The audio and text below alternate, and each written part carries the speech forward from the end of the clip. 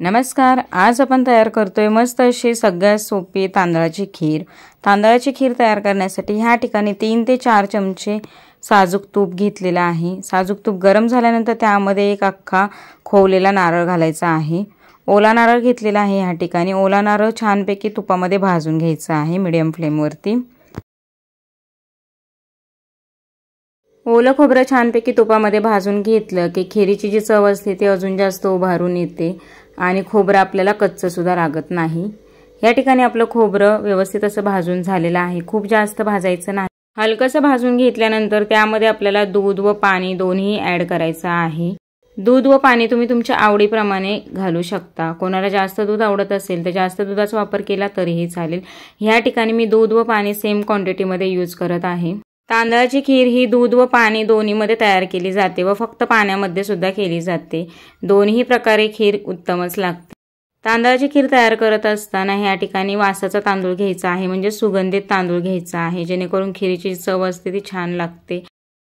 आवडीप्रमाणे त्यामध्ये आपल्याला साखर घालायची आहे। तांदळाची खीर तयार करण्यापूर्वीच 2 तास अगोदर मी तांदूळ भिजवून घेतले होते। छान असे भिजवून घ्यायचे आहेत व नंतर मिक्सरच्या भांड्यामध्ये थोडंसं पाणी घालून तांदूळ आपल्याला वाटून घ्यायचे आहेत।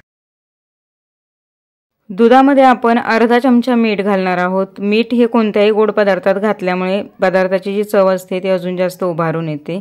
आणि हे मी सांगितल्याप्रमाणे तांदळाची पेस्ट करून घेतलेली आहे। त्यामध्येच आपण वेलची सुद्धा बारीक करून घेतलेली आहे। तांदळाचं वाटलेलं जे मिश्रण आहे ते ह्यामध्ये घालून घ्यायचं आहे। या ठिकाणी खीरची क्वांटिटी जास्त असल्यामुळे छोटा चमचा मी अर्धा चमचा मीठ घातलेला आहे। त्यानंतर खीर आपल्याला 5 ते 8 मिनिटं मीडियम फ्लेमवरती छान अशी शिजून द्यायची आहे। तांदळाची खीर तयार करत असताना ती पातळसर बनवायची। थंड झाल्यानंतर ती दाटसर व्हायला सुरुवात होते। तुम्हाला आवडत असेल तर ह्यामध्ये तुम्ही सुकामेवा सुद्धा घालू शकता। मी अतिशय सोप्या पद्धतीने ही खीर तयार केलेली आहे, त्यामुळे मी ड्रायफ्रुट्स वापरलेले नाही। गरमागरम खीर आपली तयार झालेली आहे। वरून छान असं तूप घालायचं आहे व खाण्यासाठी तयार आहे तांदळाची खीर।